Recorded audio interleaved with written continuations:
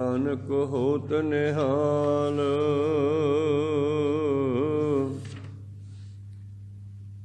ਸਤਨਾਮ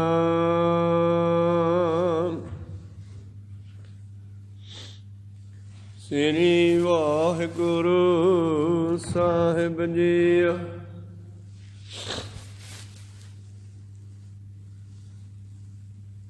ਸਤਨਾਮ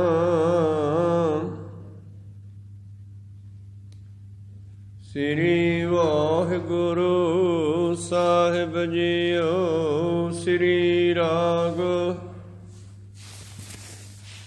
ਮਹਲਾ ਪਹਿਲਾ।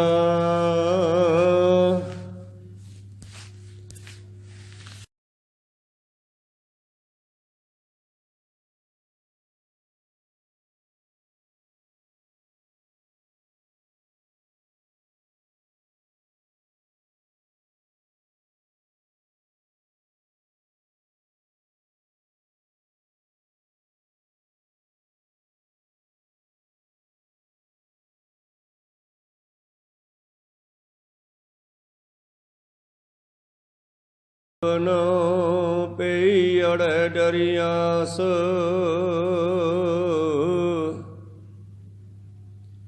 ਊਚੋ ਪਰਬਤ ਗਾਖੜ ਨਾ ਪੌੜੀ ਤਿਤ ਤਾਸ। ਗੁਰਮੁਖ ਅੰਤਰ ਜਾਣਿਆ ਗੁਰ ਮੇਲੀ ਤਰਿਆਸ। ਭਾਈ ਰੇ ਭਵ ਜਲ ਬਿਖ ਮੰਡਰਾਓ। ਪੂਰਾ ਸਤਿਗੁਰ ਰਸ ਮਿਲੈ ਗੁਰ ਤਾਰੇ ਹਰਿ ਨਾਉ। ਰਹਾਉ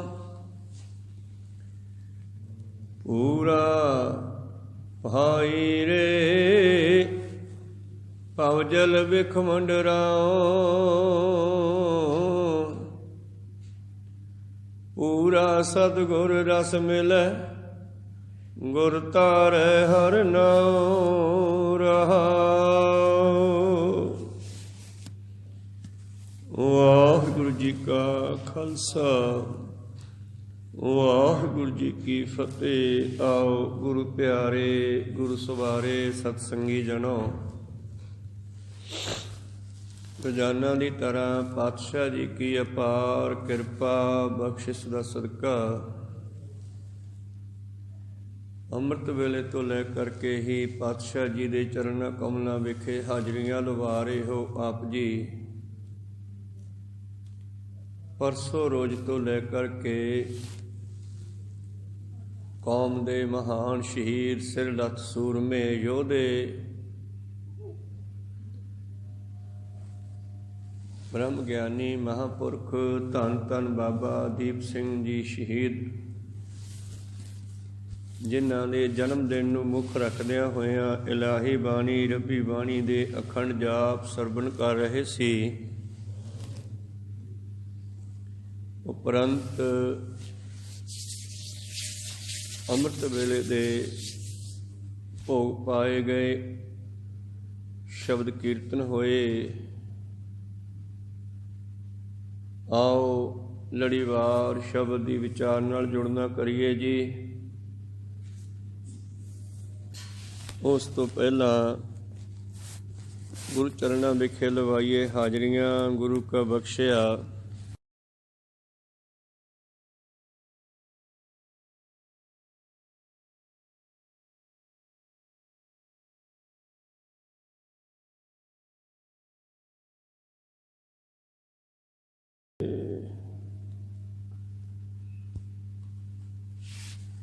ਸਤਨਾਮ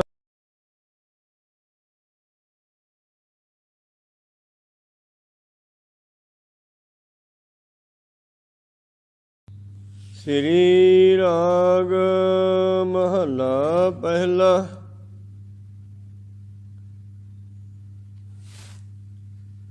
ਡੂੰਗਰ ਦੇਖ ਡਰਾਵਨੋ ਪਈ ਅੜੈ ਡਰਿਆਸ।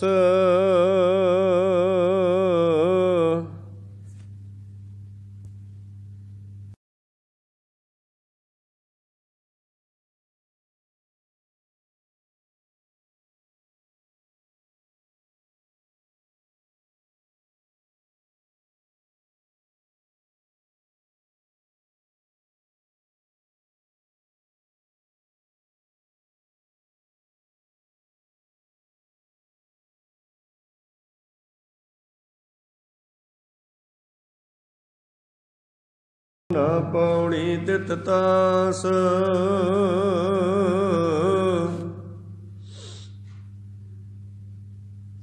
ਗੁਰਮੁਖ ਅੰਤਰ ਜਾਣਿਆ, ਗੁਰ ਮੇਲੀ ਤਰਿਆਸ।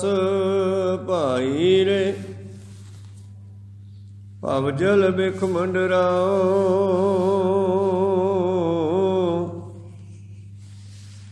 ਪੂਰਾ ਸਤਿਗੁਰ ਰਸ ਮਿਲੈ, ਗੁਰ ਤਾਰੇ ਹਰਿ ਨਾਉ ਰਹਾਉ।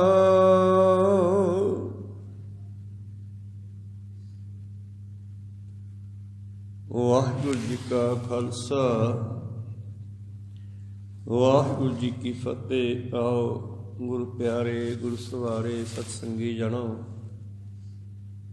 ਜੋ ਆਪ ਜੀ ਨੇ ਪਵਿੱਤਰ ਸ਼ਬਦ ਸਰਵਣ ਕੀਤਾ, ਪਹਿਲੇ ਪਾਤਸ਼ਾਹ ਸਾਹਿਬ ਧੰਨ ਧੰਨ ਸ੍ਰੀ ਗੁਰੂ ਨਾਨਕ ਦੇਵ ਮਹਾਰਾਜ ਜੀ ਨੇ ਉਚਾਰਨ ਕੀਤਾ, ਜੋ ਸ੍ਰੀ ਗੁਰੂ ਗ੍ਰੰਥ ਸਾਹਿਬ ਮਹਾਰਾਜ ਜੀ ਦੇ ਅੰਗ 63 ਉੱਪਰ ਸੁਭਾਏਮਾਨ ਹੈ। ਸਤਿਗੁਰੂ ਪਾਤਸ਼ਾਹ ਜੀ ਇਸ ਪਵਿੱਤਰ ਸ਼ਬਦ ਰਾਹੀਂ ਜੀਵ ਦੀ ਅਵਸਥਾ, ਜੀਵ ਦੀ ਹਾਲਤ ਅਤੇ ਹੱਲ ਰਸਨਾ ਕਰਦੇ ਹਨ ਕਿ ਜਿਸ ਤਰ੍ਹਾਂ ਕੋਈ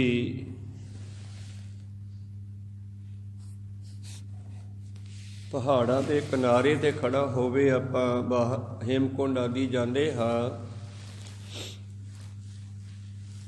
ਜਦ ਰਸਤੇ ਤੇ ਖੜੇ ਹੋਈਏ ਤੇ ਇੱਕ ਪਾਸੇ ਉੱਚੇ ਪਹਾੜ ਹਨ ਜਿਨ੍ਹਾਂ ਉੱਤੇ ਚੜ੍ਹਿਆ ਨਹੀਂ ਜਾ ਸਕਦਾ, ਤੇ ਦੂਜੇ ਪਾਸੇ ਡੂੰਘੀ ਖੱਡ ਹੈ ਜਿਸ ਦਾ ਡੂੰਘਾਪਣ ਦੇਖ ਕੇ ਬੜਾ ਡਰ ਲੱਗਦਾ ਹੈ। ਉਸੇ ਤਰ੍ਹਾਂ ਹੀ ਇਹ ਜੀਵ ਆਤਮਾ ਜਿਹੜੀ ਹੈ, ਅਕਾਲ ਪੁਰਖ ਜੋ ਪਹਾੜਾਂ ਦੀ ਨਿਆਈ ਬੜੇ ਉੱਚੇ ਥਾਂ ਤੇ ਵਸਦਾ ਹੈ, ਤੇ ਮਾਤ ਲੋਕ ਇੱਕ ਖਾਲੀ ਦੀ ਤਰ੍ਹਾਂ ਹੈ, ਡੂੰਘੀ ਖੱਡ ਦੀ ਤਰ੍ਹਾਂ। ਜਿਸ ਤਰ੍ਹਾਂ ਪਹਾੜੀ ਇਲਾਕੇ ਦੇ ਵਿੱਚ ਇੱਕ ਪਾਸੇ ਡੂੰਘਾ, ਬਹੁਤ ਡੂੰਘੀ ਜਗ੍ਹਾ ਹੈ ਜਿਹਦੇ ਵਿੱਚ ਕੋਈ ਡਿੱਗ ਪਵੇ ਤੇ ਨਿਕਲਣਾ ਮੁਸ਼ਕਲ ਹੈ, ਉਸੇ ਤਰ੍ਹਾਂ ਹੀ ਇਹ ਜੀਵ ਜਿਹੜਾ ਹੈ ਮਾਤ ਲੋਕ ਵਿੱਚ ਡਿੱਗ ਚੁੱਕੇ ਹਨ। ਸਤਿਗੁਰੂ ਪਾਤਸ਼ਾਹ ਜੀ ਬਖਸ਼ਿਸ਼ ਕਰਦੇ ਹਨ, ਡੂੰਗਰ ਦੇਖ ਡਰਾਵਨੋ, ਮੈਂ ਮਾਤ ਲੋਕ ਦੇ ਇਹਨਾਂ ਉਬੜ ਖਾਬੜ ਰਸਤਿਆਂ, ਜਿਵੇਂ ਪਹਾੜਾਂ ਤੇ ਚੜ੍ਹਨਾ ਔਖਾ ਹੈ, ਖੱਡ ਵਿੱਚੋਂ ਨਿਕਲਣਾ ਔਖਾ ਹੈ, ਇਵੇਂ ਇਹ ਜੀਵ ਨੂੰ ਪੰਜਾਂ ਵਿਕਾਰਾਂ ਦੀ ਖੱਡ ਚੋਂ ਨਿਕਲਣਾ ਮੁਸ਼ਕਲ ਹੋਇਆ ਪਿਆ। ਮੋਹ ਮਮਤਾ ਵਿੱਚ ਫਸਿਆ, ਕਾਮ ਕ੍ਰੋਧ ਵਿੱਚ ਫਸਿਆ, ਔਰ ਪੁਰਾਣੇ ਸੰਸਕਾਰ, ਜਿਵੇਂ ਕੋਈ ਬੱਚੀ ਆਪਣੇ ਪੇਕਿਆਂ ਵਿੱਚੋਂ ਜਾਣ ਨੂੰ ਤਿਆਰ ਨਾ ਹੋਵੇ, ਪੁਰਾਣੇ ਸੰਸਕਾਰਾਂ ਵਿੱਚ ਫਸੀ ਹੋਈ। ਅਸਲ ਵਿੱਚ ਤਾਂ ਉਸ ਦਾ ਪੱਕਾ ਘਰ ਸਹੁਰਾ ਘਰ ਹੀ ਹੈ, ਪਰ ਪੇਕੇ ਘਰ ਨਾਲ ਇੰਨਾ ਮੋਹ ਪੈ ਗਿਆ ਜੀਵ ਦਾ, ਇਹ ਜੀਵ ਆਤਮਾ ਦਾ, ਸਾਡੀ ਸੁਰਤ ਦਾ, ਕਿ ਸੰਸਾਰ ਵਿੱਚੋਂ ਨਿਕਲਣ ਨੂੰ ਤਿਆਰ ਨਹੀਂ। ਔਰ ਦੂਸਰਾ, ਮੋਹ ਮਮਤਾ ਦੀਆਂ ਖੱਡਾਂ ਵਿੱਚ ਡਿੱਗ ਗਿਆ ਹੈ। ਕਦੇ ਹੰਕਾਰ ਦੇ ਪਹਾੜਾਂ ਵੱਲ ਦੇਖਦਾ ਹੈ ਪਰ ਚੜ੍ਹ ਸਕਦਾ ਨਹੀਂ। ਕਬਹੂ ਜੀਅਰਾ ਉਹ ਵਿਚਰਤ ਹੈ, ਕਬਹੂ ਜਾਏ ਪਿਆਲੈ, ਲੋਭੇ ਜੀਅੜਾ ਥਿਰ ਨਾ ਰਹਿਤ ਹੈ, ਚਾਰੇ ਕੁੰਡਾ ਭਾਲੈ ਦੇ ਮਹਾਂਵਾਕ ਅਨੁਸਾਰ। ਡੂੰਗਰ ਦੇਖ ਡਰਾਵਨੋ, ਪਈ ਅੜੈ ਡਰਿਆਸ। ਇਹ ਜੀਵ ਜਿਹੜਾ ਹੈ ਮਾਤ ਲੋਕ ਰੂਪੀ ਪੇਕਿਆਂ ਵਿੱਚ ਬੈਠਾ ਡਰੀ ਜਾਂਦਾ ਹੈ, ਕਿਵੇਂ ਆਪਣੇ ਮਾਲਕ ਨੂੰ ਕਿਵੇਂ ਮਿਲਾਂ। ਮੋਹ ਮਮਤਾ ਵਿੱਚ ਡੁੱਬਿਆ ਹੋਇਆ, ਔਰ ਆਪਣੇ ਪਰਮੇਸ਼ਰ ਤੱਕ ਪਹੁੰਚਣਾ ਇਸ ਨੂੰ ਔਖਾ ਹੋਇਆ ਪਿਆ ਹੈ। ਪੰਜਾਂ ਕੋਸ਼ਾਂ ਦੇ ਵਿੱਚ ਫਸਿਆ ਹੋਇਆ, ਪੰਜਾਂ ਵਿਕਾਰਾਂ ਦੇ ਵਿੱਚ ਫਸਿਆ ਹੋਇਆ, ਪੰਜਾਂ ਤੱਤਾਂ ਦੇ ਸਰੀਰ ਵਿੱਚ ਰਹਿ ਰਿਹਾ ਇਹ ਜੀਵ ਜਿਹੜਾ ਹੈ ਕਿਵੇਂ ਨਿਕਲ ਸਕਦਾ ਹੈ? ਧੰਨ ਗੁਰੂ ਨਾਨਕ ਦੇ ਮਹਾਰਾਜ ਜੀ ਆਰੰਭ ਕਰਦੇ ਹਨ। ਨਾ ਕਹਿੰਦੇ ਕੋਈ ਇਹਨਾਂ ਚੋਂ ਨਿਕਲਣ ਲਈ ਪੌੜੀ ਹੈ, ਪੌੜੀ ਨਾਲ ਡੂੰਘੇ ਥਾਂ ਚੋਂ ਨਿਕਲਿਆ ਜਾ ਸਕਦਾ ਹੈ। ਕੋਈ ਸੰਸਾਰੀ ਪੌੜੀ ਵੀ ਇੱਥੇ ਲੱਗਦੀ ਨਹੀਂ, ਪਰ ਹਾਂ ਇੱਕ ਗੱਲ ਹੈ, ਸਤਿਗੁਰੂ ਪਾਤਸ਼ਾਹ ਜੀ ਕਹਿੰਦੇ ਗੁਰਮੁਖ ਅੰਤਰ ਜਾਣਿਆ ਗੁਰ ਮੇਲੀ ਤਰੀਆਸ। ਜਿਨ੍ਹਾਂ ਗੁਰਮੁਖਾਂ ਨੇ ਗੁਰੂ ਦੀ ਕਿਰਪਾ ਲੈ ਕੇ, ਗੁਰਮੁਖ ਹੁੰਦਾ ਹੀ ਗੁਰੂ ਨੂੰ ਮੁੱਖ ਰੱਖ ਕੇ ਚੱਲਣ ਵਾਲਾ ਹੈ, ਗੁਰੂ ਦੀ ਕਿਰਪਾ ਲੈਣ ਵਾਲਾ। ਜਿਨ੍ਹਾਂ ਨੇ ਗੁਰੂ ਦੀ ਕਿਰਪਾ ਲੈ ਕੇ ਇਸ ਗੱਲ ਨੂੰ ਸਮਝ ਲਿਆ ਕਿ ਕਿਵੇਂ ਨਿਕਲਿਆ ਜਾ ਸਕਦਾ,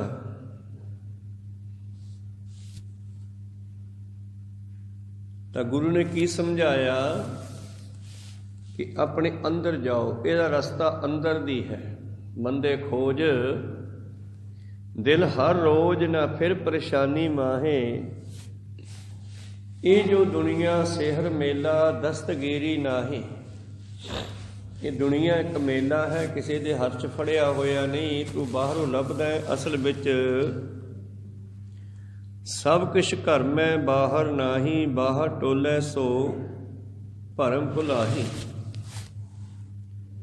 ਆਤਮਾ ਦੇ ਉੱਤੇ ਗਲਾਫ ਦੀ ਤਰ੍ਹਾਂ 5 ਪਰਦੇ ਚੜ੍ਹੇ ਹੋਏ ਨੇ।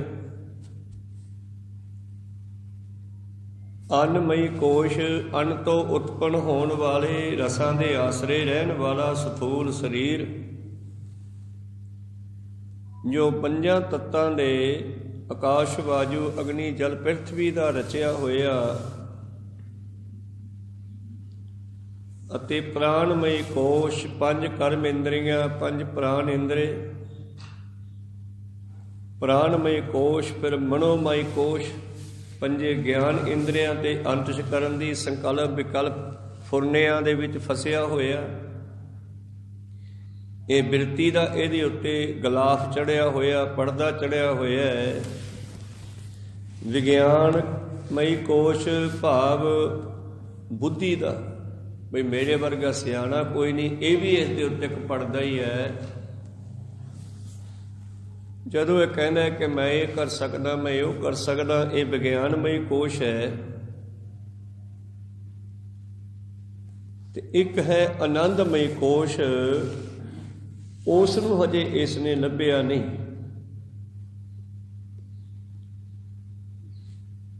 ਇਹਨਾਂ ਚਾਰਾਂ ਪਰਦਿਆਂ ਵਿੱਚ ਬੈਠਾ ਹੋਇਆ ਆਨੰਦਮਈ ਕੋਸ਼ ਵਿੱਚ ਨਹੀਂ ਜਾ ਸਕਿਆ ਹਲੇ। ਇਸ ਕਰਕੇ ਸਤਿਗੁਰੂ ਪਾਤਸ਼ਾਹ ਜੀ ਬਖਸ਼ਿਸ਼ ਕਰਦੇ ਹਨ, ਜਿਨ੍ਹਾਂ ਨੇ ਗੁਰੂ ਵਾਲੇ ਬਣ ਕੇ ਗੁਰਮੁਖ ਅੰਤਰ ਜਾਣਿਆ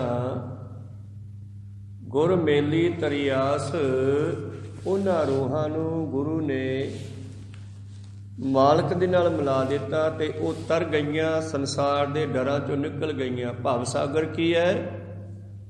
ਇਹ ਸਾਗਰ ਤਾਂ ਹੈ ਪਰ ਇਹ 'ਚ ਪਾਣੀ ਨਹੀਂ ਹੈ, ਇਹਦੇ ਵਿੱਚ ਡਰ ਹੀ ਡਰ ਹਨ। ਮਨੁੱਖ ਡਰਦਾ ਬਹੁਤ ਹੈ। ਭਵ ਸਾਗਰ ਵਿੱਚ ਫਸਣਾ ਭਾਵ ਡਰਨਾ। ਗੁਰਮੁਖ ਅੰਤਰ ਜਾਣਿਆ ਗੁਰ ਮੇਲੀ ਤਰੀਆਸ। ਗੁਰੂ ਕਿਰਪਾ ਕਰਕੇ ਇਸ ਨੂੰ ਪਾਰ ਲਾ ਸਕਦਾ ਹੈ। ਭਾਈ ਰੇ ਭਵ ਜਲ ਬਿਖਮ ਡਰਾਓ, ਬਿਖਮ ਹੁੰਦਾ ਔਖਾ। ਜਿਵੇਂ ਪਹਾੜੀ ਯਾਤਰਾ ਕਰਨੀ ਪੈ ਜਾਵੇ ਤੇ ਤੁਸੀਂ ਉੱਥੇ ਪੱਧਰ ਰਸਤਾ ਨਹੀਂ ਹੈ, ਕੋਈ ਸੜਕਾਂ ਨਹੀਂ ਹੈ, ਉਬੜ ਖਾਬੜ ਰਸਤਾ, ਕਿਤੇ ਮਲੇ ਕਰੀਰ ਆ ਗਏ, ਕਿਤੇ ਉੱਚਾ ਥਾਂ ਆ ਗਿਆ, ਕਦੇ ਡੂੰਘਾ ਥਾਂ ਆ ਗਿਆ। ਜਿਸ ਤਰ੍ਹਾਂ ਉਹ ਯਾਤਰਾ ਔਖੀ ਹੈ ਸਰੀਰ ਕਰਕੇ, ਇਸੇ ਤਰ੍ਹਾਂ ਆਤਮਾ ਕਰਕੇ ਸੰਸਾਰ ਚੋਂ ਨਿਕਲਣਾ ਉਸੇ ਤਰ੍ਹਾਂ ਹੀ ਔਖਾ ਹੈ। ਭਵਜਲ ਬਿਖਮ ਡਰਾਓ, ਜਿਵੇਂ ਜੰਗਲ ਦੇ ਵਿੱਚ ਕੋਈ ਬੰਦਾ ਗਵਾਚ ਜਾਵੇ, ਰਸਤਾ ਨਾ ਲੱਭੇ, ਭੁੱਲ ਜਾਵੇ, ਫਿਰ ਉਹ ਘੁੰਮਦਾ ਘੁੰਮਦਾ ਭਟਕਦਾ ਡਰ ਜਾਂਦਾ ਵੀ ਹੁਣ ਮੇਰਾ ਕੀ ਬਣੂਗਾ, ਮੈਨੂੰ ਕੋਈ ਰਸਤਾ ਨਹੀਂ ਲੱਭ ਰਿਹਾ। ਤੇ ਕੁਦਰਤੀ ਕੋਈ ਜੰਗਲ ਦਾ ਭੇਦੀ ਮਿਲ ਜਾਵੇ, ਜਿਹੜਾ ਜੰਗਲ ਵਿੱਚ ਰੋਜ਼ ਆਉਂਦਾ ਜਾਂਦਾ ਹੈ, ਕੋਈ ਇਹੋ ਜਿਹਾ ਮਿਲ ਜਾਵੇ ਤੇ ਉਹ ਸੋਨੂੰ ਬਾਂਹ ਫੜ ਕੇ ਰਸਤੇ ਲੈ ਕੇ ਆਪਦੇ ਹੱਥ ਫੜ ਕੇ ਜਾਂ ਫੜਾ ਕੇ ਤੁਹਾਨੂੰ ਜੰਗਲ ਚੋਂ ਬਾਹਰ ਲਿਜਾ ਸਕਦਾ ਹੈ। ਇਸੇ ਤਰ੍ਹਾਂ ਹੀ ਸੰਸਾਰ ਨੂੰ ਇੱਕ ਜੰਗਲ ਦੀ ਨਿਆਈ ਵੀ ਕਿਹਾ। ਤੇ ਮਨੁੱਖ ਜਿਹੜਾ ਹੈ, ਜੀਵ ਆਤਮਾ ਸੁੱਟ ਜਿਹੜੀ ਹੈ, ਇਹਦੇ ਵਿੱਚ ਆ ਕੇ ਪਾਤਸ਼ਾਹ ਜੀ ਕਹਿੰਦੇ ਫਸ ਗਈ।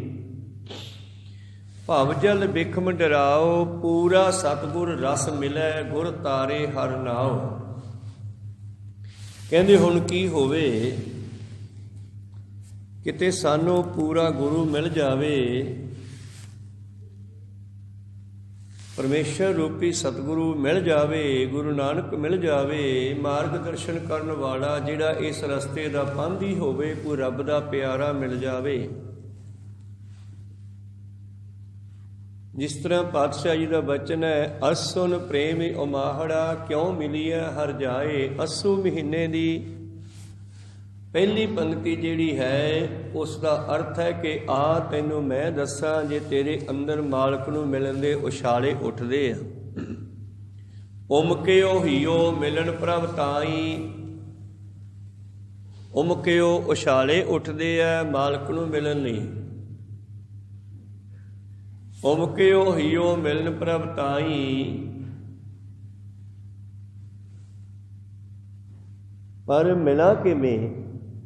ਫਿਰ ਸਤਿਗੁਰੂ ਦੂਸਰੇ ਸ਼ਬਦ ਵਿੱਚ ਜਵਾਬ ਦਿੰਦੇ ਨੇ, ਅਸੁਣ ਪ੍ਰੇਮੀ ਉਮਾਹੜਾ, ਕਿਉਂ ਮਿਲੀਐ ਹਰ ਜਾਏ। ਸੰਤ ਸਹਾਈ ਪ੍ਰੇਮ ਕੇ ਕਰ ਕਿਰਪਾ ਦੀਆ ਮਿਲਾਏ। ਰੱਬ ਦੇ ਪਿਆਰੇ ਜਿਹੜੇ ਇਸ ਭੇਤ ਨੂੰ ਜਾਣਦੇ ਹਨ, ਉਹ ਤੈਨੂੰ ਉਹਦੇ ਨਾਲ ਮਿਲਾਉਣ ਦੇ ਯੋਗ ਹੈ, ਮਿਲਾ ਸਕਦੇ ਹਨ। ਧੰਨ ਧੰਨ ਸ੍ਰੀ ਗੁਰੂ ਨਾਨਕ ਦੇਵ ਜੀ ਮਹਾਰਾਜ ਇਸ ਆਤਮਾ ਨੂੰ ਬ੍ਰਹਮ ਸਰੂਪ ਦੇ ਵਿੱਚ ਮਿਲਾਉਣ ਦੇ ਲਈ ਦੁਨੀਆ ਵਿੱਚ ਆਏ, ਔਰ ਹੋਰ ਵੀ ਅਨੇਕਾਂ ਪਰਮੇਸ਼ਰ ਦੇ ਪਿਆਰੇ ਆਏ, ਜਿਨ੍ਹਾਂ ਪ੍ਰਥਾਏ ਬਾਣੀ ਵਿੱਚ ਲਿਖਿਆ ਗਿਆ, ਜਨ ਪਰ ਉਪਕਾਰੀ ਆਏ, ਜਨ ਪਰ ਉਪਕਾਰੀ ਆਏ, ਜੀ ਦਾਨ ਦੇ ਭਗਤੀ ਲਾਇਨ, ਹਰਸਿਓ ਲੈਨ ਮਿਲਾਏ। ਜਨਮ ਮਰਨ ਦੋਹੂ ਮੈਂ ਨਾਹੀ, ਜਨ ਪਰ ਉਪਕਾਰੀ ਆਏ। ਐਸੇ ਪਰਉਪਕਾਰੀ ਸਤਿਗੁਰੂ, ਸਤਿਗੁਰ ਦੇ ਪਿਆਰਿਆਂ ਦੇ ਨਾਲ ਜਦੋਂ ਜੀਵ ਮਿਲ ਗਿਆ, ਤਾਂ ਪਾਤਸ਼ਾਹ ਜੀ ਕਹਿੰਦੇ, ਗੁਰਮੁਖ ਅੰਤਰ ਜਾਣਿਆ, ਗੁਰ ਮੇਲੀ ਤਰਿਆਸ ਭਾਈ ਰੇ। ਭਵਜਲ ਬਿਖਮ ਡਰਾਓ, ਇਹ ਭਵ ਸਾਗਰ ਜਿਹੜਾ ਹੈ ਬੜਾ ਭਿਆਨਕ ਹੈ, ਡਰਾਵਣਾ ਹੈ। ਪੂਰਾ ਸਤਿਗੁਰ ਰਸ ਮਿਲੇ, ਗੁਰ ਤਾਰੇ ਹਰਿ ਨਾਉ। ਕਿਤੇ ਪੂਰਾ ਸਤਿਗੁਰੂ ਮਿਲ ਜਾਵੇ ਤੇ ਸਾਨੂੰ ਹਰੀ ਦੇ ਨਾਮ ਨਾਲ ਜੋੜ ਕੇ ਤਾਰਨਾ ਕਰੇ।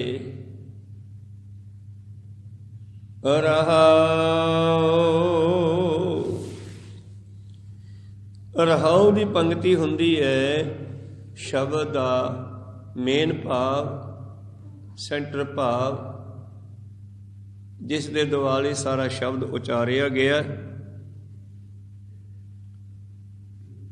ਸਤਿਗੁਰੂ ਪਾਤਸ਼ਾਹ ਜੀ ਬਖਸ਼ਿਸ਼ ਕਰਦੇ ਹਨ ਕਿ ਆ ਗੁਰੂ ਦੀ ਬਾਂਹ ਫੜ, ਗੁਰੂ ਦਾ ਹੱਥ ਫੜ।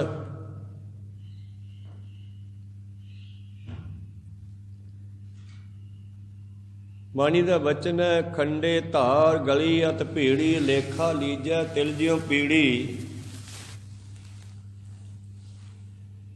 ਜਦੋਂ ਇਹ ਜੀਵ ਨੂੰ ਇਹ ਸੰਸਾਰ ਚੋਂ ਨਿਕਲਣਾ ਪੈਂਦਾ ਹੈ ਤੇ ਹਿੰਦੂ ਵੇਦਾਂ ਵਿੱਚ ਲਿਖਿਆ ਹੈ ਕਿ ਉਹ ਰਸਤਾ ਬੜਾ ਭਿਆਨਕ ਹੈ, ਬੜਾ ਭੀੜਾ ਹੈ।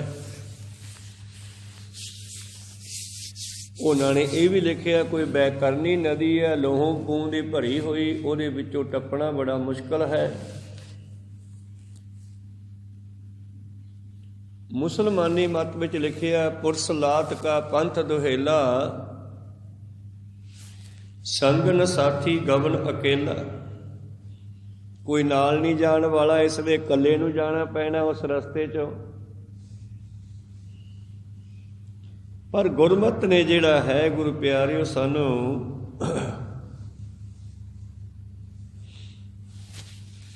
ਸਾਇੰਟੀਫਿਕ ਢੰਗ ਨਾਲ ਸਮਝਾਉਣਾ ਕੀਤਾ।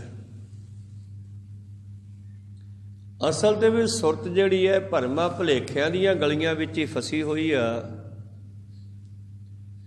ਤੇ ਇਸੇ ਗੱਲ ਨੂੰ ਭਗਤ ਕਬੀਰ ਸਾਹਿਬ ਜੀ ਨੇ ਬਿਆਨ ਕੀਤਾ, ਕਬੀਰ ਮੁਕਤ ਦੁਆਰਾ ਸੰਕੁਰਾ ਰਾਈ ਦਸਵੇਂ ਭਾਏ।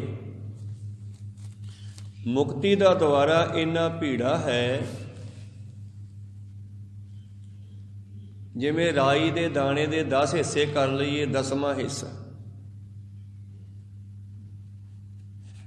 ਮੁਕਤ ਦੁਆਰਾ ਸੰਕੁਰਾ ਰਾਈ ਦਸਵੇਂ ਭਾਏ,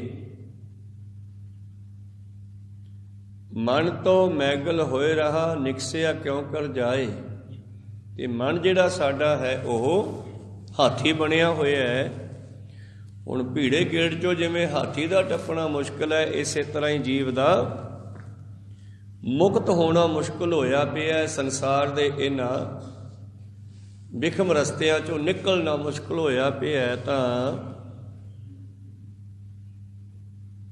ਕੀ ਕੀਤਾ ਜਾਵੇ? ਤਾਂ ਕਬੀਰ ਸਾਹਿਬ ਜੀ ਨੂੰ ਪੁੱਛਿਆ ਤੇ ਉਹ ਵੀ ਇਹੀ ਗੱਲ ਕਹਿੰਦੇ ਆ, ਐਸਾ ਸਤਿਗੁਰ ਜੇ ਮਿਲੇ ਤੁਠਾ ਕਰੇ ਪਸਾਓ। ਐਸਾ ਗੁਰੂ ਮਿਲ ਜਾਵੇ ਸਾਡੇ ਤੇ ਖੁਸ਼ ਹੋ ਜਾਵੇ, ਤਰੁੱਠ ਜਾਵੇ, ਤੇ ਫਿਰ ਉਹ ਸਾਨੂੰ ਜੁਗਤ ਦੱਸਦਾ ਹੈ, ਸਾਡਾ ਮਾਰਗ ਦਰਸ਼ਨ ਕਰਦਾ ਹੈ। ਐਸਾ ਸਤਿਗੁਰ ਜੇ ਮਿਲੇ ਤੁਠਾ ਕਰੇ ਪਸਾਓ, ਮੁਕਤ ਦੁਆਰਾ ਮੋਕਲਾ ਸਹਿਜੇ ਆਵੋ ਜਾਓ। ਖੰਡੇ ਧਾਰ ਗਲੀ ਅਤ ਭੀੜੀ। ਹੁਣ ਖੰਡੇ ਦੀ ਜਿਹੜੀ ਧਾਰ ਹੈ ਉਹ ਕਿੰਨੀ ਬਰੀਕ ਹੈ, ਇੱਕ ਥਾਂ ਤੇ ਜਾ ਕੇ ਉਹ ਦਿਖਾਈ ਵੀ ਦੇਣੋਂ ਹਟ ਜਾਂਦੀ ਹੈ। ਇਸੇ ਤਰ੍ਹਾਂ ਹੀ ਇਹ ਸੰਸਾਰ ਸਮੁੰਦਰ ਹੈ ਜਿਹੜਾ ਉਸੇ ਤਰ੍ਹਾਂ ਦੁਖਦਾਈ ਹੈ।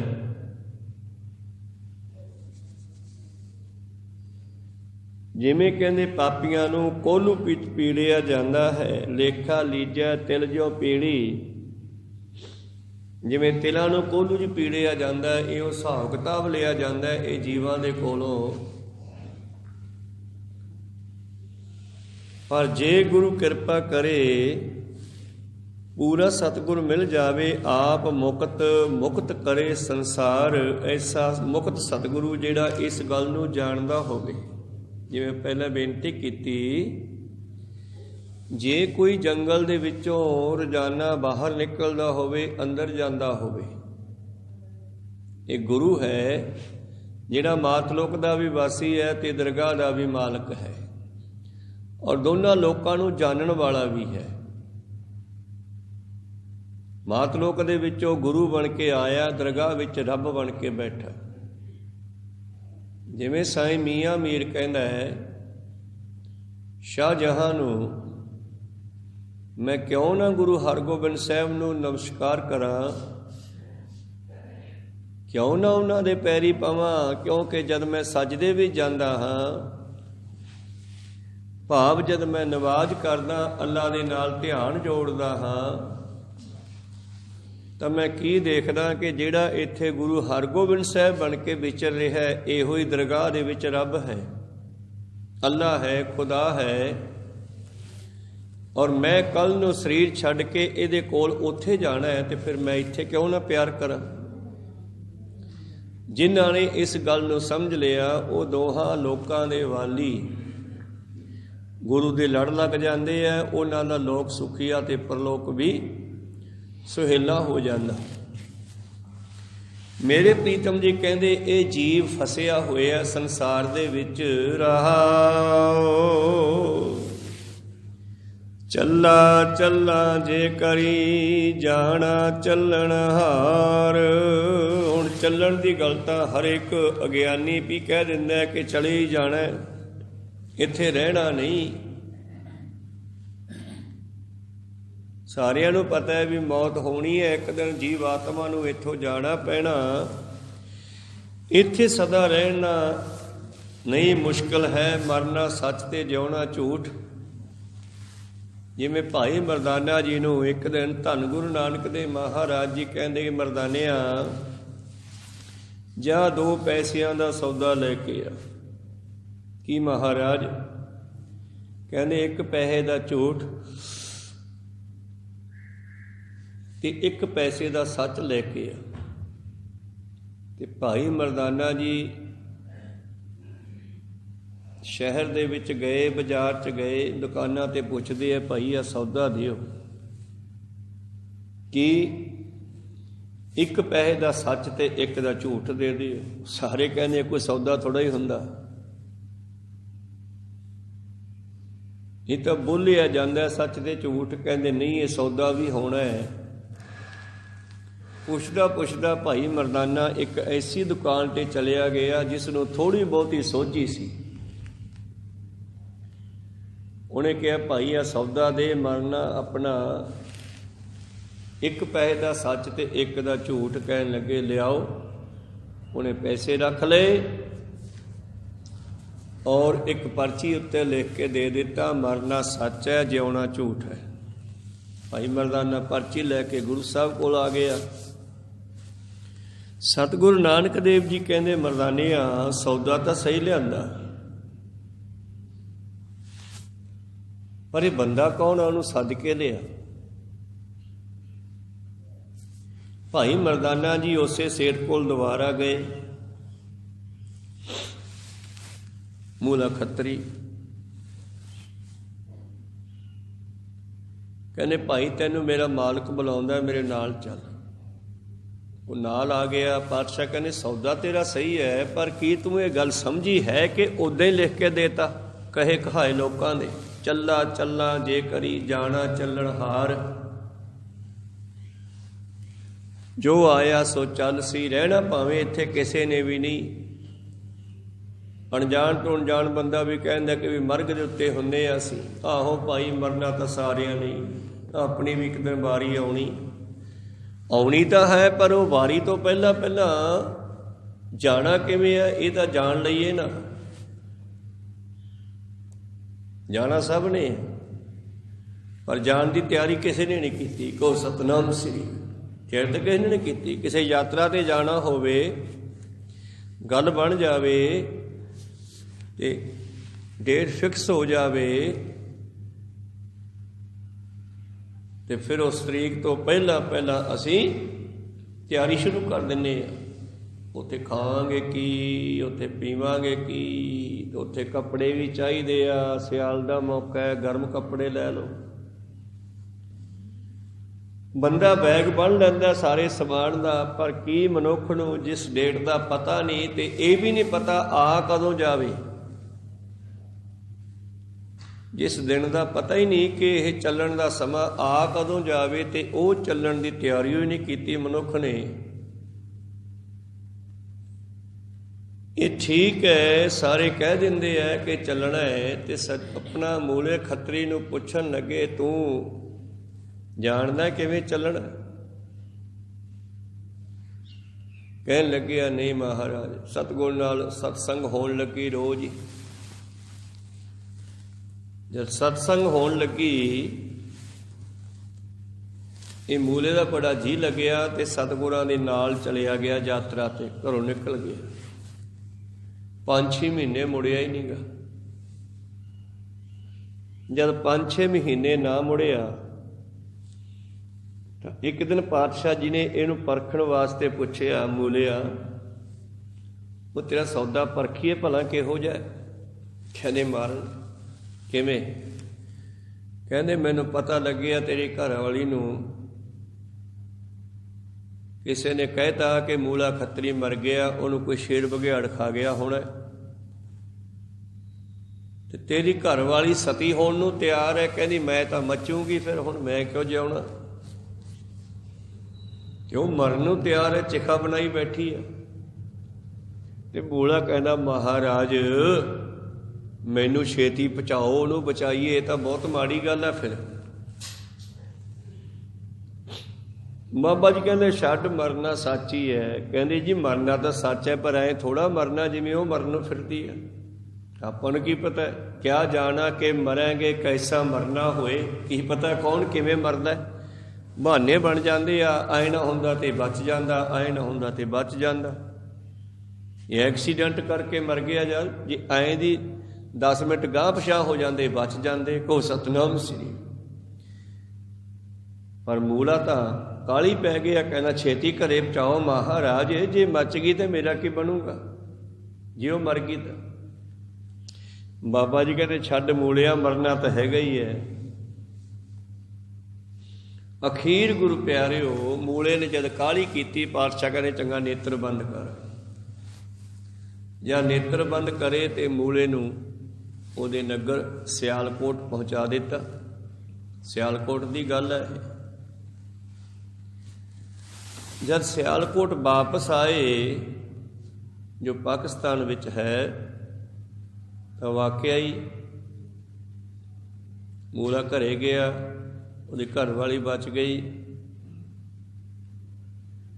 ਧੰਨ ਗੁਰੂ ਨਾਨਕ ਦੇਵ ਜੀ ਫਿਰ ਕਿਸੇ ਯਾਤਰਾ ਤੇ ਚਲੇ ਗਏ।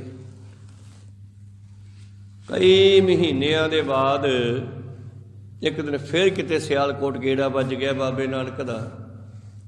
ਕਹਿੰਦੇ ਮਰਦਾਨਿਆ, ਇੱਥੇ ਆਪਣਾ ਇੱਕ ਮਿੱਤਰ ਰਹਿੰਦਾ, ਉਹਨੂੰ ਲੈ ਕੇ ਆ ਖਾਂ। ਜਿਹੜਾ ਉਹੀ ਮੂਲਾ ਖੱਤਰੀ ਖਰੇ ਸੌਦੇ ਵਾਲਾ, ਜਿਹੜਾ ਕਹਿੰਦਾ ਸੀ ਮਰਨਾ ਸੱਚ ਹੈ, ਜਿਉਣਾ ਝੂਠ ਹੈ, ਜਾਂ ਉਹਨੂੰ ਬੁਲਾ ਕੇ ਲਿਆ।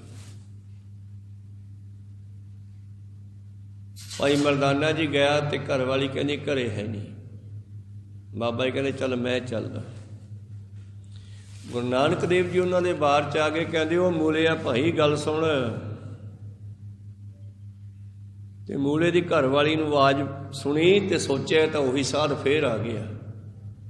ਅਸੀਂ ਆਪਦੇ ਘਰ ਦੇ ਕੰਮਕਾਰ ਵੀ ਕਰਨੇ ਆ, ਅੱਗੇ 6 ਮਹੀਨੇ ਮੋੜਿਆ ਨੀ ਗਾ। ਭੱਜ ਕੇ ਕਹਿੰਦੀ ਅੰਦਰ ਲੁਕ ਜਾ, ਲੁਕ ਜਾ, ਪਿੱਛੇ ਲੁਕ ਜਾ। ਉਹ ਸਾਧ ਫੇਰ ਆ ਗਿਆ, ਤੈਨੂੰ ਲੈਣ ਆਇਆ, ਪਿੱਛੇ ਲੁਕ ਜਾ। ਉਹਨੂੰ ਪਿੱਛੇ ਲੁਕੋਤਾ ਘਵੇਰਿਆਂ 'ਚ, ਪਿਛਲੇ ਕਮਰੇ 'ਚ, ਹਨੇਰੇ ਕਮਰੇ 'ਚ। ਆਪ ਬਾਹਰ ਆ ਕੇ ਕਹਿੰਦੀ ਜੀ ਮੂਲਾ ਘਰੇ ਹੈ ਨਹੀਂ ਗਾ। ਬਾਬਾ ਜੀ ਕਹਿੰਦੇ ਭਾਈ ਅੰਦਰ ਹੀ ਹੋਣਾ, ਵੇਖ ਲਾ। ਕਹਿੰਦੀ ਜੀ ਹੈ ਨਹੀਂ ਗਾ। ਕਹਿੰਦੇ ਫਿਰ ਨਹੀਂ ਹੋਣਾ। ਬਾਬਾ ਜੀ ਉੱਥੋਂ ਮੁੜ ਕੇ ਪਏ। ਅਜੇ ਥੋੜ੍ਹੀ ਦੂਰ ਹੀ ਗਏ ਆ ਕਿ ਮੂਲੇ ਦੇ ਘਰੇ ਰੌਲਾ ਪੈਣ ਲੱਗ ਪਿਆ, ਰੋਣ ਲੱਗੇ ਆ ਅੰਦਰ ਪਿੱਛੇ। ਕੀ ਹੋ ਗਿਆ, ਕੀ ਹੋ ਗਿਆ? ਕਹਿੰਦਾ ਸੱਪ ਲੜ ਗਿਆ ਮੇਰੇ। ਸੱਪ ਇੰਨਾ ਭਿਆਨਕ ਲੜਿਆ ਕਿ ਮਿੰਟੋ ਮਿੰਟੀ ਉਹਦੀ ਮੌਤ ਹੋ ਗਈ। ਘਰ ਵਾਲੀ ਵੀ ਰੌਲਾ ਪਾਉਣ ਲੱਗੀ, ਆਂਢੀ ਗੁਆਂਢੀ ਸੱਦ ਲਏ। ਭੱਜੇ, ਕੀ ਹੋ ਗਿਆ, ਕੀ ਹੋ ਗਿਆ? ਕਹਿੰਦੀ ਉਹ ਬਾਬਾ ਨਾਨਕ ਆਇਆ ਸੀਗਾ, ਨਨਕਾਣੇ ਵਾਲਾ ਸਾਧੂ ਜਿਹੜਾ। ਫਿਰ ਕਹਿੰਦੀ ਮੈਂ ਇਹਨੂੰ ਪਿੱਛੇ ਲੁਕੋਤਾ ਵੀ ਵਗ ਜਾ, ਫਿਰ ਲੈ ਜਾਊਗਾ ਤੈਨੂੰ ਨਾਲ। ਤੇ ਉੱਥੇ ਸੱਪ ਲੜ ਗਿਆ। ਕਹਿੰਦੇ ਕਿੱਧਰ ਨੂੰ ਗਿਆ? ਕਹਿੰਦੇ ਇੱਧਰ ਨੂੰ, ਬਾਹਰ ਨੂੰ ਗਿਆ। ਕਹਿੰਦੇ ਪਿੰਡ ਵਾਲੇ ਨੇ ਮੰਜੇ ਤੇ ਪੈ ਕੇ ਮੂਲੇ ਖੱਤਰੀ ਨੂੰ ਮੰਜੇ ਤੇ ਪਾ ਕੇ ਚੱਕਿਆ ਤੇ ਭੱਜ ਕੇ ਮਗਰ ਗਏ। ਤੇ ਬਾਬਾ ਨਾਨਕ ਜੀ ਬਾਹਰ ਫਿਰਨੀ ਤੇ ਬੈਠੇ ਹੀ ਸਨ। ਲਿਜਾ ਕੇ ਮੰਜਾ ਰੱਖਤਾ। ਰੋਣ ਲੱਗੀ ਬੀਬੀ, ਬਚਾ ਲਓ ਮਹਾਰਾਜ, ਬਚਾ ਲਓ। ਕੀ ਹੋ ਗਿਆ ਭਾਈ? ਕਹਿੰਦੀ ਜੀ ਮੂਲੇ ਸੱਪ ਲੜ ਗਿਆ। ਤੇ ਧੰਨ ਗੁਰੂ ਨਾਨਕ ਦੇਵ ਜੀ ਵੇਖ ਕੇ ਕਹਿਣ ਲੱਗੇ ਇਹ ਤਾਂ ਘਰੇ ਹੈ ਨਹੀਂ ਗਾ।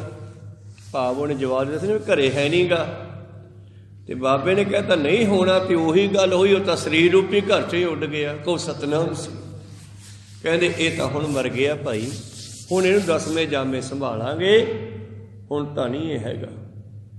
ਤੂੰ ਕਿਹਾ ਸੀ ਘਰੇ ਹੈ ਨਹੀਂ, ਹੁਣ ਇਹ ਹੈ ਹੀ ਨਹੀਂ ਘਰੇ, ਮੈਂ ਕੀ ਕਰਾਂ? ਭਾਵ ਸਰੀਰ 'ਚ ਹੈ ਨਹੀਂ ਗਾ। ਤੋ ਜਾਣਾ ਸਭ ਨੇ ਹੈ, ਚੱਲਾ ਚੱਲਾ ਜੇ ਕਰੀ ਜਾਣਾ ਚੱਲਣ ਹਾਰ। ਜਾਣਾ ਸਭ ਨੇ ਹੈ, ਇੱਥੇ ਕੋਈ ਵੀ ਸਦਾ ਰਹਿਣ ਵਾਲਾ ਨਹੀਂ। ਪਰ ਜੋ ਆਇਆ ਸੋ ਚੱਲ ਸੀ, ਅਮਰ ਸੋ ਗੁਰ ਕਰਤਾਰ। ਅਮਰ ਹੁੰਦਾ ਨਾ ਮਰਨ ਵਾਲਾ, ਸਦਾ ਰਹਿਣ ਵਾਲਾ ਕੇਵਲ ਤੇ ਕੇਵਲ ਗੁਰੂ ਹੈ, ਪਰਮੇਸ਼ਰ ਹੈ। ਹੋਰ ਕੋਈ ਵੀ ਸਦਾ ਰਹਿਣ ਵਾਲਾ ਨਹੀਂ। ਉਸ ਮੂਲੇ ਖੱਤਰੀ ਨੂੰ ਅੱਗੇ ਜਾ ਕੇ ਫਿਰ 10ਵੇਂ ਪਾਤਸ਼ਾਹ ਜੀ ਨੇ ਹਜ਼ੂਰ ਸਾਹਿਬ ਦੇ ਇਲਾਕੇ 'ਚੋਂ, ਖੇਤਾਂ 'ਚੋਂ ਲੱਭਿਆ। ਉਸ ਰੂਹ ਨੂੰ ਜਿਹੜਾ ਕਿ ਡਰੋਕਲ ਜਾਨਵਰਾਂ ਦੇ ਸਰੀਰਾਂ ਨੂੰ ਧਾਰਨ ਕਰਦਾ ਫਿਰਦਾ ਸੀ, ਅੱਜ ਖਰਗੋਸ਼ ਦੀ ਰੂਹ ਚੋਂ ਲੱਭਿਆ ਤੇ ਉਹਦਾ ਤੀਰ ਮਾਰ ਕੇ ਉਧਾਰ ਕੀਤਾ 10ਵੇਂ ਜਾਮੇ ਜਾ ਕੇ। ਔਰ ਸਾਰੀ ਪਿਛਲੀ ਕਹਾਣੀ ਵੀ ਦੱਸੀ ਕਿ ਬਾਬੇ ਨਾਨਕ ਨੇ ਜਿਹੜਾ ਮੂਲੇ ਨਾਲ ਬਚਨ ਕੀਤਾ ਸੀ 10ਵੇਂ ਜਾਮੇ ਦਾ, ਅਸੀਂ ਉਹ ਪੂਰਾ ਕੀਤਾ ਹੈ। ਇਹ ਸਾਥੋਂ ਵਿਛੜ ਗਿਆ ਸੀ, ਸਾਡਾ ਸਿੱਖ ਸੀ। ਖੈਰ, ਧੰਨ ਧੰਨ ਸ੍ਰੀ ਗੁਰੂ ਨਾਨਕ ਦੇਵ ਮਹਾਰਾਜ ਜੀ ਕਹਿੰਦੇ, ਸਿੱਖੋ ਇੱਥੇ ਜੋ ਵੀ ਆਇਆ ਸਭ ਨੇ ਜਾਣਾ ਹੈ, ਕਿਸੇ ਨੇ ਸਦਾ ਨਹੀਂ ਰਹਿਣਾ। ਸਭ ਨੇ ਜਾਣਾ ਜੋ ਆਇਆ ਸੋ ਚੱਲ ਸੀ, ਅਮਰ ਸੋ ਗੁਰ ਕਰਤਾਰ। ਸਦਾ ਰਹਿਣ ਵਾਲਾ ਜੇ ਇੱਥੇ ਕੋਈ ਹੈ ਤੇ ਗੁਰੂ ਹੈ, ਪਰਮੇਸ਼ਰ ਹੈ। ਨਾਮ ਰਹਿਓ ਸਾਧੂ ਰਹਿਓ, ਰਹਿਓ ਗੁਰ ਗੋਬਿੰਦ। ਕਹੋ ਨਾਨਕੇ ਜਗਤ ਮੈਂ ਕਿਨ ਜਪਿਓ ਗੁਰਮੰਤ। ਇਸ ਦੁਨੀਆ ਦੇ ਵਿੱਚ ਕੌਣ ਸਦਾ ਰਹਿਣ ਵਾਲਾ ਹੈ? ਸਤਿਗੁਰੂ ਪਾਤਸ਼ਾਹ ਜੀ ਕਹਿੰਦੇ, ਜਾਂ ਤਾਂ ਪਰਮੇਸ਼ਰ, ਜਾਂ ਪਰਮੇਸ਼ਰ ਦੇ ਪਿਆਰੇ, ਜਾਂ ਗੁਰੂ, ਜਾਂ ਫਿਰ ਜਿਨ੍ਹਾਂ ਨੇ ਗੁਰਮੰਤਰ ਨੂੰ ਧਾਰਨ ਕਰ ਲਿਆ, ਉਹ ਸਦਾ ਸਦਾ ਲਈ ਪਰਮੇਸ਼ਰ ਦੇ ਵਿੱਚ ਮਿਲ ਜਾਂਦੇ ਹਨ। ਜਾਣ ਨੂੰ ਤਾਂ ਬੰਦਾ ਤਿਆਰ ਹੈ, ਪਰ ਛੱਡੇ ਕਿਵੇਂ ਸਮਾਨ? ਕਿਹੜਾ ਸਮਾਨ? ਦਰ ਘਰ ਮਹਿਲਾ ਸੋਹਣੇ, ਪੱਕੇ ਕੋਟ ਹਜ਼ਾਰ। ਹਸਤੀ ਘੋੜੇ ਪਾਖਰੇ, ਲਸ਼ਕਰ ਲੱਖ ਅਪਾਰ। ਇਹ ਸਾਰਾ ਸਮਾਨ ਜਿਹੜਾ ਹੈ ਮਨੁੱਖ ਸੋਚਦਾ ਮੇਰਾ ਹੈ, ਛੱਡਣ ਨੂੰ ਤਿਆਰ ਨਹੀਂ। ਫਿਰ ਜਾਊ ਕਿਵੇਂ? ਫਸ ਗਿਆ ਨਾ ਇੱਧਰ ਦਾ ਨਾ ਉੱਧਰ ਦਾ। ਪਾਤਸ਼ਾਹ ਕਹਿੰਦੇ, ਇੱਥੇ ਜੇ ਕੋਈ ਸਦਾ ਰਹਿ ਸਕਦਾ ਉਹ ਗੁਰੂ ਪਰਮੇਸ਼ਰ ਹੈ।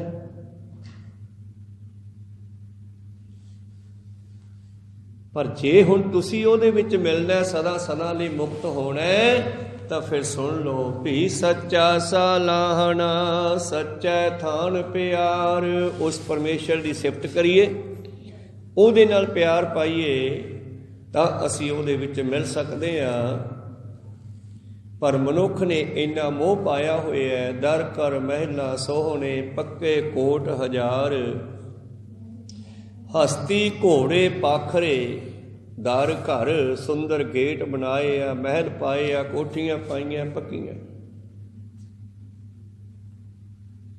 ਹਾਥੀ ਘੋੜੇ ਪਾਖਰੇ ਉਠ ਆਦਿ, ਔਰ ਇਹ ਫੌਜਾਂ ਹਨ, ਇਹਦੇ ਕੋਲੇ ਲਸ਼ਕਰ ਹਨ ਬੇਅੰਤ, ਲੱਖਾਂ ਦੀ ਗਿਣਤੀ, ਜਿਨ੍ਹਾਂ ਦਾ ਕੋਈ ਅੰਤ ਨਹੀਂ ਹੈ। ਜਿਨ੍ਹਾਂ ਕੋਲੇ ਇੰਨਾ ਸਮਾਨ ਸੀ ਉਹ ਵੀ ਚਲੇ ਗਏ। ਕਿਸ ਹੀ ਨਾਲ ਨ ਚੱਲਿਆ ਖਪਖਾ ਮੋਏ ਅਸਾਰ। ਅਸਾਰ ਹੁੰਦਾ ਸਾਰ ਨਾ ਜਾਣਨੀ, ਤਤ ਨਾ ਜਾਣਨਾ ਮਨੁੱਖਾ ਜੀਵਨ ਦੇ ਬਾਰੇ। ਜਿਨ੍ਹਾਂ ਨੇ ਸਮਝਿਆ ਨਹੀਂ, ਉਹ ਇਹ ਸਭ ਕੁਝ ਛੱਡ ਕੇ ਦੁਨੀਆ ਵਿੱਚੋਂ ਚਲੇ ਗਏ। ਵੱਡੇ ਵੱਡੇ ਜਿਨ੍ਹਾਂ ਦੇ ਕੋਲ ਕਿਲੇ ਸਨ, ਉਹ ਤਤ ਨੂੰ, ਤਤ ਵਸਤੂ ਨੂੰ, ਆਪਣੇ ਅਸਲੀਅਤ ਨੂੰ ਨਾ ਸਮਝਣ ਕਰਕੇ ਦੁਨੀਆ ਵਿੱਚੋਂ ਚਲੇ ਗਏ।